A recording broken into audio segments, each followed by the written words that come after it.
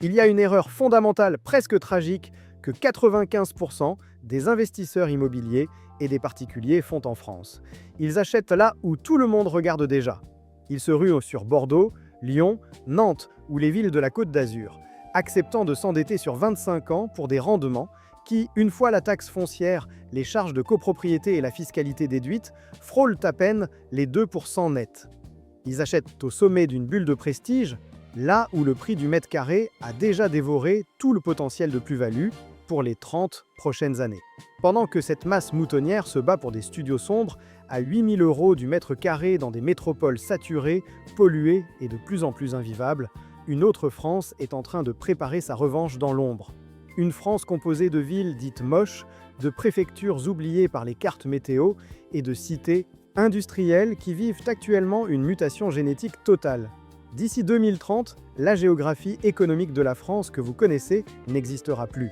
Le basculement vers le télétravail généralisé, l'arrivée stratégique de nouvelles lignes de train à grande vitesse, la réindustrialisation verte impulsée par l'Europe et, surtout, le point de rupture atteint par les grandes métropoles sont en train de pousser les capitaux vers des zones que vous auriez méprisées il y a encore 5 ans. Imaginez acheter aujourd'hui à 1 500 € du mètre carré dans une ville qui sera demain la banlieue chic d'une métropole à 1 heure de train ou le nouveau hub technologique d'une filière industrielle souveraine. On ne parle pas ici de spéculation aux doigts de mouiller, on parle de fondamentaux mathématiques.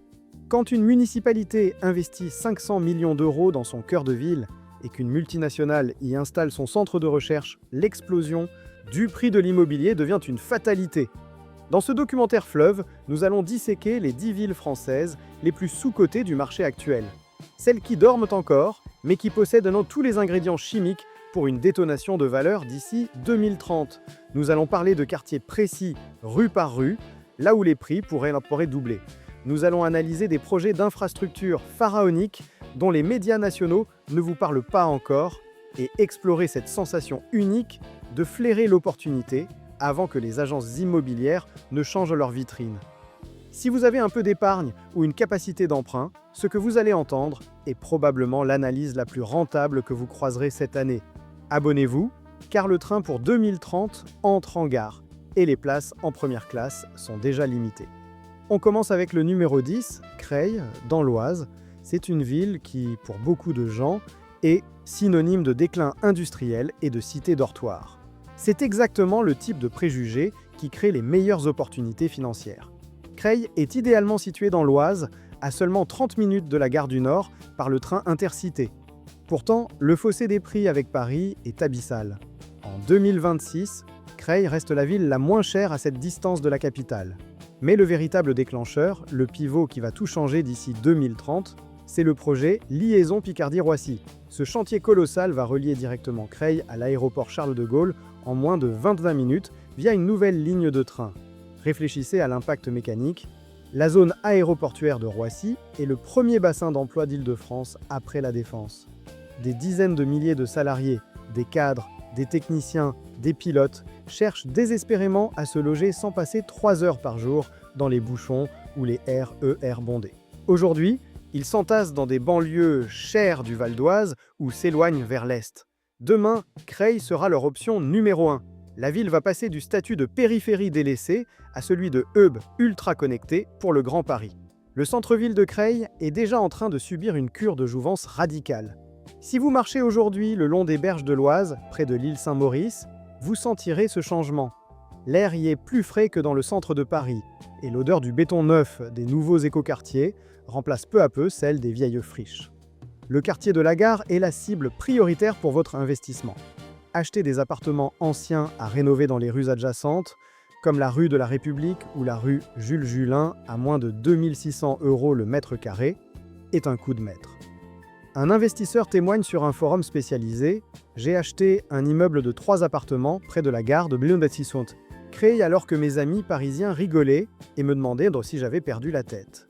Aujourd'hui, mes locataires sont des employés d'Air France et de FedEx qui apprécient de payer un loyer divisé par 2 par rapport à Gonesse, tout en étant à 22 minutes du boulot. Mon rendement brut est de 9% et je sais qu'en 2030, à la fin du chantier de la liaison, mon bien aura pris 40% de valeur vénale. Creil, c'est le pari de l'infrastructure pure. C'est la conquête de l'Est parisien qui se déplace naturellement vers le Nord. Serez-vous assez visionnaire pour investir là où les autres ont encore peur de garer leur voiture? Répondez-moi en commentaire. Investissement rationnel ou victime des préjugés? On remonte vers le nord, dans l'Aisne, pour s'arrêter au numéro 9 à Saint-Quentin. C'est une ville d'art et d'histoire, célèbre pour son architecture art déco unique, née de la reconstruction héroïque après la Grande Guerre. Mais derrière les façades élégantes de la Grand Place, Saint-Quentin a longtemps dormi, marqué par une image de ville ouvrière un peu triste et isolée. Tout cela est en train d'exploser. La région Hauts-de-France est devenue la vallée de la batterie. Des usines géantes de batteries pour voitures électriques, les Gigafactories, s'implantent partout, de Douvrin à Dunkerque et surtout à quelques kilomètres de Saint-Quentin. D'ici 2030, ce sont plus de 23 000 emplois directs, souvent très qualifiés, qui vont irriguer le secteur. Ces nouveaux ingénieurs, ces cadres techniques et ces chercheurs ne veulent pas vivre au milieu des champs de betteraves ou dans des préfabriqués. Ils veulent une ville avec des lycées d'excellence, des cinémas, des restaurants de qualité et un patrimoine historique. Saint-Quentin est la seule réponse structurelle et urbaine à ce besoin massif. Le prix du mètre carré y est actuellement une anomalie économique. On trouve encore du très beau bâti, en pierre de taille, à 1 500 € le mètre carré. Le quartier de la Basilique et les rues piétonnes comme la rue d'Isle sont des mines d'or. L'ambiance y est surprenante, un mélange de province tranquille et d'énergie industrielle retrouvée. L'air sent le sucre lors de la saison des betteraves, une odeur douce qui rappelle la puissance agricole du plateau picard. Le pivot ici, c'est la réindustrialisation souveraine de la France.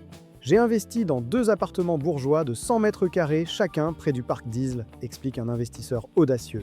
Je les ai divisés en colocation de haut standing pour les jeunes ingénieurs d'ACC et d'Envision. Ils ont le budget, ils veulent du confort immédiat. Mon cash flow est positif dès le premier mois de location. Saint-Quentin prépare sa mutation en petite métropole technologique. Le saut de valeur d'ici 2030 sera brutal pour ceux qui attendent. Vous croyez au retour des usines en France ou vous pensez que notre destin est uniquement dans les services? Donnez votre avis. On arrive au numéro 8 avec Limoges, en Haute-Vienne. Limoges a longtemps été la cible de plaisanteries faciles sur son isolement. On parlait de limogeage pour signifier une mise à l'écart définitive. Mais en 2026, dans un monde qui étouffe littéralement sous la chaleur et la pollution urbaine, l'isolement relatif de Limoges est devenu son plus grand atout stratégique. C'est l'une des villes les plus vertes de France, entourée de parcs naturels comme celui de Mille Vaches. Qualité de l'air, abondance de l'eau potable, proximité immédiate de la nature. Limoges possède tout ce que les familles urbaines recherchent désespérément aujourd'hui.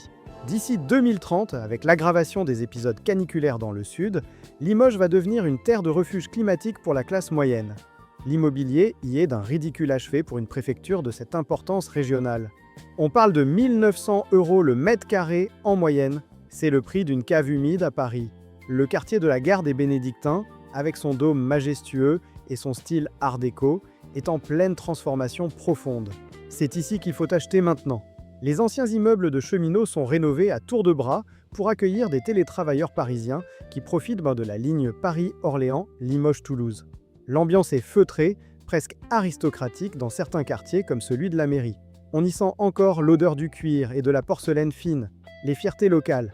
Mais on y croise de plus en plus de nouveaux arrivants avec des ordinateurs portables sous le bras dans les cafés du centre. Le hack immobilier à Limoges, c'est d'acheter des maisons de caractère en centre-ville, comme dans le quartier des Carmes, pour les transformer en appartements de standing. Une famille bordelaise témoigne « Nous avons vendu notre 60 mètres carrés à Bordeaux pour acheter une maison de 180 mètres carrés avec jardin à Limoges. On a encore 100 000 € de côté pour investir dans du locatif. Le train rapide nous mettra à 2h30 de Paris en 2030. Nous avons simplement anticipé le mouvement de masse. Limoges, c'est le pari de la qualité de vie absolue contre la quantité de stress, prêt à être limogé volontairement pour vivre enfin comme un roi. Le numéro 7 de notre liste est Mulhouse, dans le Haut-Rhin. Mulhouse est sans aucun doute la ville la plus sous-estimée de tout l'Est de la France. Coincée entre la splendeur européenne de Strasbourg et le charme touristique de Colmar, Mulhouse a longtemps traîné une réputation imméritée de ville grise marquée par son passé textile difficile. Mais si vous ouvrez une carte, vous verrez que Mulhouse est au centre exact du triangle France-Allemagne-Suisse. Elle est à 21 minutes de train de Bâle, l'une des villes les plus riches et les plus dynamiques du monde, siège de géants comme Novartis ou Roche. D'ici 2030, Mulhouse va devenir le réceptacle naturel de tous les travailleurs frontaliers suisses qui ne peuvent plus payer les loyers indécents de Bâle, où un studio se loue 3 000 €. Le prix au mètre carré à Mulhouse stagne autour de 1 800 €. C'est une anomalie géopolitique flagrante. Le quartier du Réberg sur les hauteurs est déjà prisé par la vieille bourgeoisie, mais le vrai potentiel de culbute financière se trouve dans le quartier de la Fonderie. C'est le nouveau pôle universitaire et numérique, installé dans d'anciennes usines monumentales en briques rouges. L'atmosphère y est cosmopolite, vibrante, pleine d'espoir. L'air sent le canal et le bitume chaud, mêlé aux effluves des boulangeries alsaciennes traditionnelles. Mulhouse est une ville de bâtisseurs qui ne demande qu'à exploser. Un frontalier malin explique sa stratégie sur un blog financier. Je gagne mon salaire en francs suisses suisse à Bâle, mais j'ai acheté 2 immeubles de rapport à Mulhouse, tout près de la gare centrale. Mes locataires me travailleront tous en Suisse ou dans le secteur médical frontalier. Ils cherchent le confort de la vie française et les prix bas. Mon investissement s'autofinance largement et je sais qu'avec le développement du RER trinational d'ici 2030, la valeur de mon patrimoine va mécaniquement s'aligner sur les standards de l'agglomération bâloise. Mulhouse, c'est le pari du transfrontalier intelligent. Pourquoi payer le prix fort en Suisse quand vous pouvez être le roi du Haut-Rhin avec une qualité de vie supérieure? Vous préférez la sécurité de l'euro ou la puissance brute du franc suisse? Enfin, pour clore cette première partie, le numéro 6 nous emmène à Béziers, dans l'Hérault. Pendant que Montpellier, sa voisine arrogante, explose ses compteurs de prix et devient totalement invivable pour les locaux à cause de la saturation, Béziers est en train de vivre un revival que personne n'avait osé prédire. Longtemps délaissé, marqué par une image de ville difficile et des tensions sociales, Béziers a bénéficié d'un plan de rénovation urbaine absolument colossal. Le centre historique, l'un des plus vieux de toute l'Europe, a été nettoyé, sécurisé et incroyablement valorisé par la municipalité.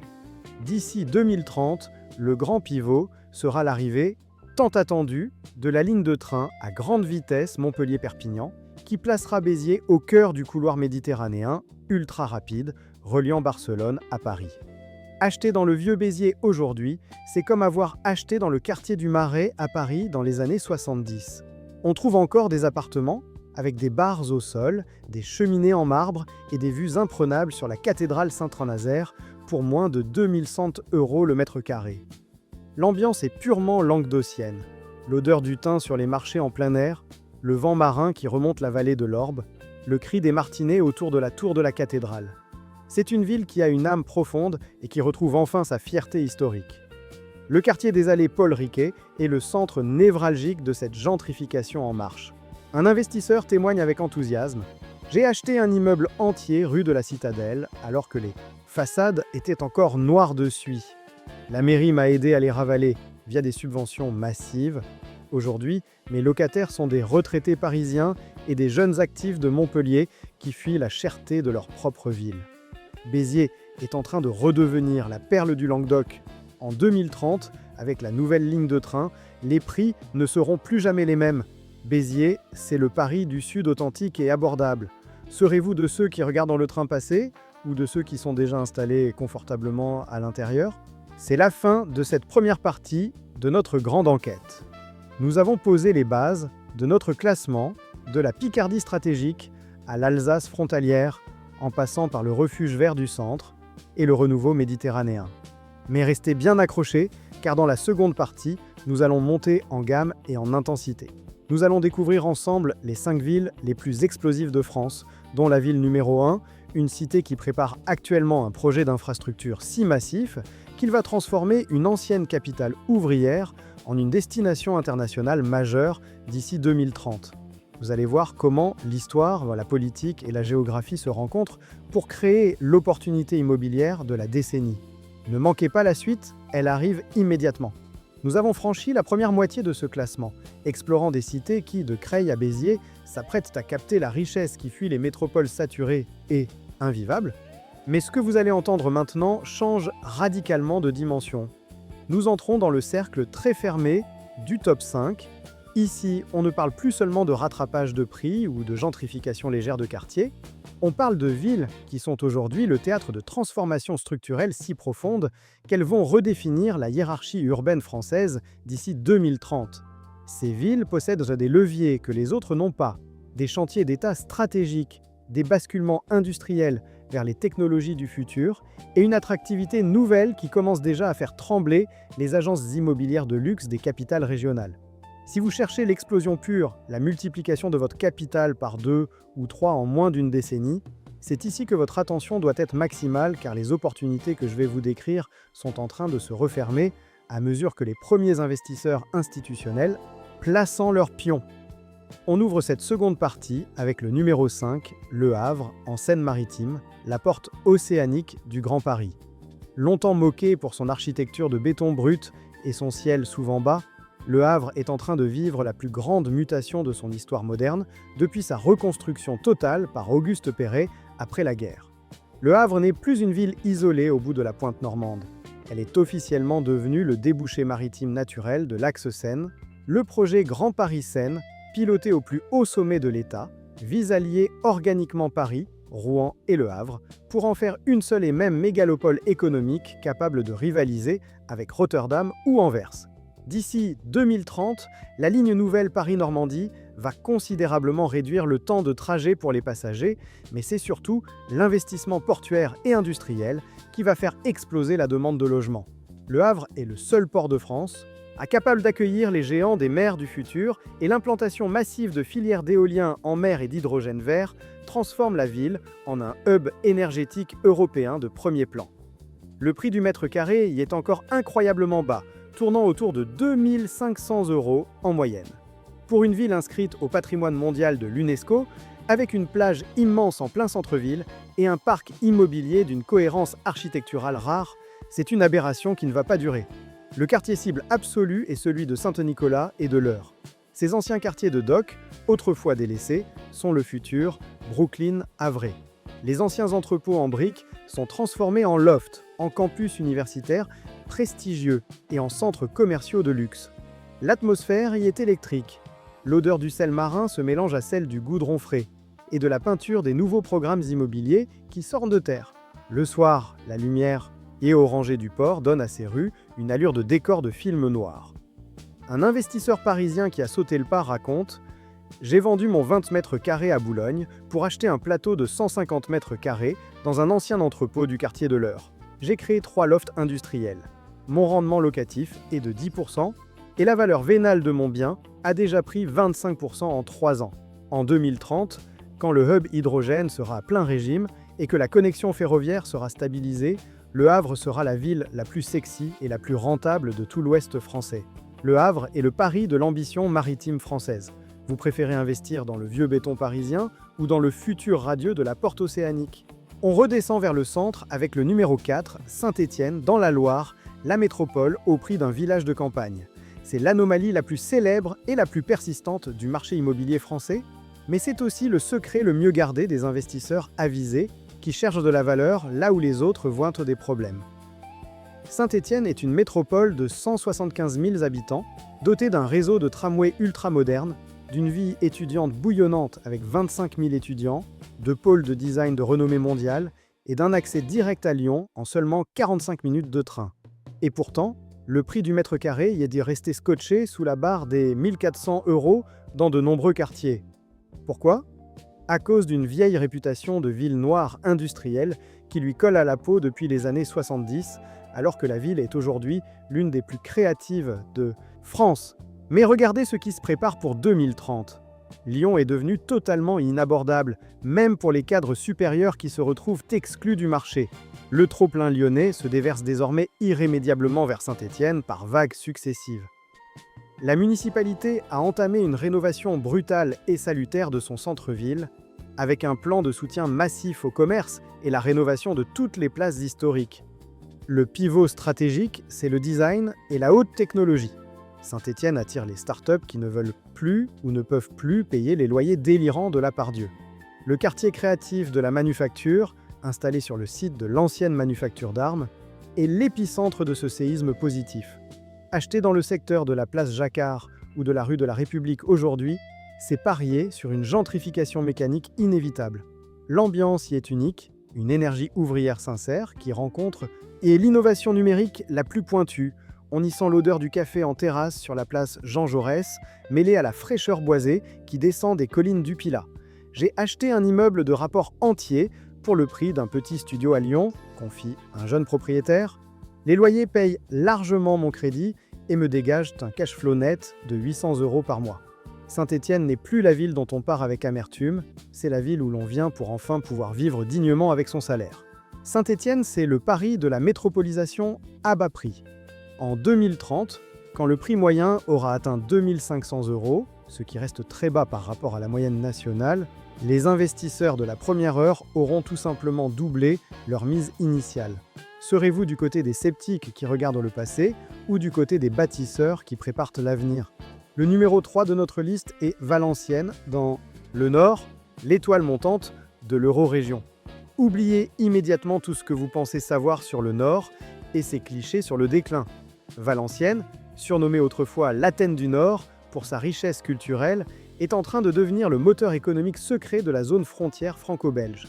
La ville a réussi sa transition post-industrielle de façon magistrale en s'appuyant sur l'industrie automobile de pointe avec Toyota et Stellantis, mais surtout grâce à l'économie de l'image et du numérique avec des pôles comme la Serre Numérique et l'école Rubica, classées parmi les meilleures mondiales. D'ici 2030, Valenciennes sera l'un des piliers centraux de la vallée électrique européenne, attirant des investissements massifs dans les mobilités douces et les transports autonomes. Le marché immobilier y est extrêmement sain, mais encore très abordable, tournant autour de 1700 € le mètre carré. Le quartier de la Plaine de Mons et les abords du parc de la Rhônelle sont des secteurs d'une élégance rare, avec des maisons de maître en briques rouges magnifiques et des jardins arborés qui n'ont rien à envier au beau quartier lillois. Mais le vrai potentiel d'explosion se situe autour des rives de l'Escaut. C'est là que se construit le Valenciennes de demain, avec des écoquartiers, des bureaux à énergie positive et des espaces culturels d'avant-garde. L'odeur de la brique mouillée par la pluie fine, compensée par la chaleur humaine légendaire des estaminets, donne à cette ville un charme fou et une authenticité que les investisseurs recherchent. Le pivot stratégique, c'est la connexion internationale absolue. Valenciennes est à moins de 2 heures de Bruxelles, de Paris et même de Londres. C'est un hub logistique et intellectuel de premier plan. Un investisseur spécialisé explique: Valenciennes attire une population croissante de cadres et d'ingénieurs qui travaillent sur des projets européens complexes. Ils cherchent des biens de qualité supérieure que l'on ne trouve plus à Lille ou alors à des prix prohibitifs. En achetant des appartements de type 2 ou 3 dans le centre historique aujourd'hui, on assure une rentabilité de 7% avec une perspective de revalorisation foncière énorme d'ici 2030 quand le pôle numérique sera totalement achevé. Valenciennes, c'est le pari de l'Europe connectée et productive. Vous croyez au potentiel du triangle stratégique Londres-Paris-Bruxelles? La réponse est sous vos yeux. On remonte vers le numéro 2, Angoulême, en Charente, la capitale mondiale de l'image et du mouvement. Pendant des décennies, Angoulême n'était qu'une ville de passage sur la route entre Poitiers et Bordeaux, une étape que l'on ignorait. Mais depuis l'arrivée de la ligne à grande vitesse, tout a radicalement changé. Angoulême est désormais à 1h45 de Paris et à seulement 35 minutes du centre de Bordeaux. Mais contrairement à Bordeaux qui a déjà totalement explosé et chassé ses classes moyennes, Angoulême garde des prix d'entrée extrêmement bas, autour de 1800 € le mètre carré en moyenne. Pourquoi cette ville va-t-elle exploser d'ici 2030 ? À cause de l'économie immatérielle de l'image. Angoulême est le centre mondial incontesté de la bande dessinée, de l'animation et du jeu vidéo. L'écosystème Magélis attire des centaines de studios de production et des milliers d'étudiants créatifs venant du monde entier chaque année. Ces nouveaux arrivants ne cherchent pas seulement un toit, ils cherchent un style de vie bohème et qualitatif. La ville haute, ceinte de ses remparts médiévaux imposants, est d'une beauté à couper le souffle. L'air y est léger, parfumé par les pins de Charente et les vignes environnantes. Les rues pavées vibrent lors des festivals internationaux, mais restent calmes et propices à la création le reste de l'année. Acheter dans le quartier de L'Houmeau, en bas des remparts, ou à proximité immédiate de la gare, est la stratégie gagnante à adopter maintenant. Le pivot, c'est l'exode massif des Bordelais. On ne peut plus rien acheter de correct à Bordeaux, alors on remonte la ligne de train vers le nord. À Angoulême, pour 200 000 €, j'ai pu m'offrir une maison de ville sublime avec un atelier de création sous les combles. En 2030, Angoulême sera devenue la banlieue créative et chic de Bordeaux, mais avec une identité culturelle propre, encore plus forte. La valeur de l'immobilier va suivre la courbe bordelaise avec environ 10 ans de retard, offrant des perspectives de plus-value exceptionnelles. Angoulême, c'est le Paris de l'économie de l'esprit, de la culture et de la vitesse ferroviaire. Vous préférez investir dans une ville qui fabrique du béton ou dans une ville qui fabrique les rêves et l'imaginaire du monde entier? Nous y sommes enfin. Le numéro 1 de notre classement. La ville qui, selon tous les indicateurs macroéconomiques et politiques, s'apprête à vivre la plus forte croissance de valeur immobilière de toute la France d'ici 2030. Dunkerque, dans le Nord. Oubliez tous vos préjugés. Pendant 50 ans, Dunkerque a été associé dans l'imaginaire collectif à la sidérurgie lourde, à la pollution industrielle et aux souvenirs de guerre. C'est la plus grande erreur d'analyse immobilière de la décennie de ne pas voir ce qui s'y passe. Dunkerque est en train de devenir le premier port de décarbonation de toute l'Europe. Le projet intitulé Dunkerque l'énergie créative attire actuellement des investissements qui se comptent en dizaines de milliards d'euros soutenus par l'Europe et l'État. Gigafactory de batteries Vercor, implantation de parcs éoliens offshore massifs, usines d'hydrogène vert, transformation totale de la sidérurgie vers l'acier bas carbone avec ArcelorMittal. Le bassin d'emploi va littéralement absorber entre 15 000 et 20 000 nouveaux résidents permanents, pour la plupart des ingénieurs, des chercheurs et des techniciens, à très haut salaire, d'ici 2030. Et le parc immobilier actuel n'est absolument pas dimensionné pour répondre à ce tsunami de demande qui arrive. L'offre de logements de qualité est quasi inexistante face à ce besoin massif. Les prix sont encore dérisoires, oscillant entre 1 800 et 2 200 € le mètre carré. Le quartier cible absolu est Malo-les-Bains, c'est la station balnéaire historique de Dunkerque, avec ses villas malouines colorées, sa plage de sable fin à perte de vue et son air iodé revigorant. C'est l'un des plus beaux fronts de mer de France et il est encore abordable pour un investisseur individuel. Acheter une malouine à rénover ou des appartements de standing dans le centre-ville de Dunkerque, près du port de Plaisance, est l'investissement du siècle. L'atmosphère sur place est celle d'une véritable ruée vers l'or, l'odeur de la mer se mêle au vrombissement incessant des chantiers de construction. Un expert en immobilier industriel résume la situation. Dunkerque, en 2026, c'est le Havre d'il y a 10 ans ou le Bordeaux d'il y a 20 ans. Les signaux sont tous au vert foncé. En 2030, celui qui possède un immeuble bien placé ici sera le roi de la nouvelle économie verte. Dunkerque, c'est le pari du futur industriel souverain et écologique. Serez-vous le pionnier qui rafle la mise ou celui qui regrette amèrement et ne pas avoir osé quand il en était encore temps? Nous avons parcouru ensemble 10 villes, 10 destins urbains uniques, 10 opportunités massives qui n'attendent que ceux qui ont le courage de regarder là où la lumière médiatique ne brille pas encore. Ce classement n'est pas une simple liste immobilière de plus, c'est une véritable carte de la transformation profonde de la France. Le pays change sous nos yeux. Il se décentralise enfin, il se réindustrialise intelligemment, il cherche de l'air, de la verdure et de l'espace. Acheter dans ces villes aujourd'hui, c'est accepter d'être un précurseur, un éclaireur. C'est accepter que votre entourage immédiat ne comprenne pas forcément votre choix dans l'instant. Mais en 2030, quand les chiffres officiels tomberont, quand les lignes de train rapides seront achevées, quand les usines du futur tourneront à plein régime et que les centres-villes seront totalement transformés, la question que l'on vous posera ne sera plus « Ah, pourquoi as-tu acheté là-bas ?» mais « Comment as-tu fait pour savoir avant tout le monde ?» L'immobilier de haut niveau est avant tout une question de timing et de vision à long terme. La fenêtre de tir est actuellement grande ouverte, mais elle se refermera beaucoup plus vite que vous ne le pensez. À mesure que les prix continuent de grimper de façon irrationnelle à Paris et à Lyon, ces 10 pépites vont mécaniquement absorber la valeur réelle du marché. Ne soyez pas celui qui regarde le train du futur passer sur le quai avec nostalgie. Soyez celui qui possède la gare et les murs.